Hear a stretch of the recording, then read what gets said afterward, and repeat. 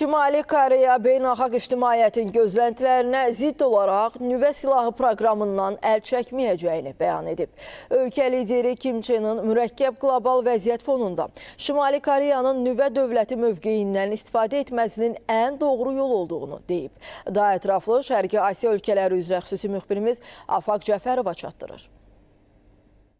Şimali Koreya lideri Kim Çen-in nüvə dövləti mövqeyindən istifadə etməyin gözlənilməz və mürəkkəb qlobal təhlükəsizlik vəziyyətinin öhdəsindən gəlmək üçün yeganə yol olduğunu bildirib.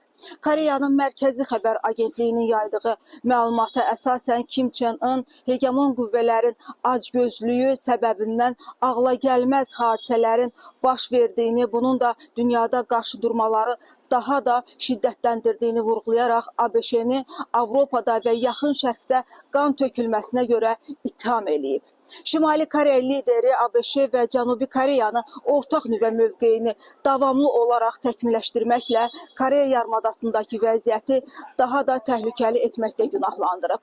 Onun sözlərinə görə bunun yeganə məqsədi Şimali Koreyaya hücum etməkdir.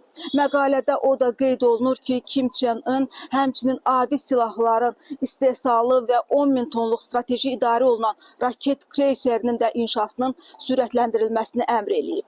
Bundan başqa Şimali Koreya lideri partiya iclasında strateji prioritet kimi xarakterizə etdiyi kömür sənayesinin modernləşdirilməsi və mədənçilik qəsəbələrinin də yenidən qurulması istiqamətində səyləri vurğulayıb.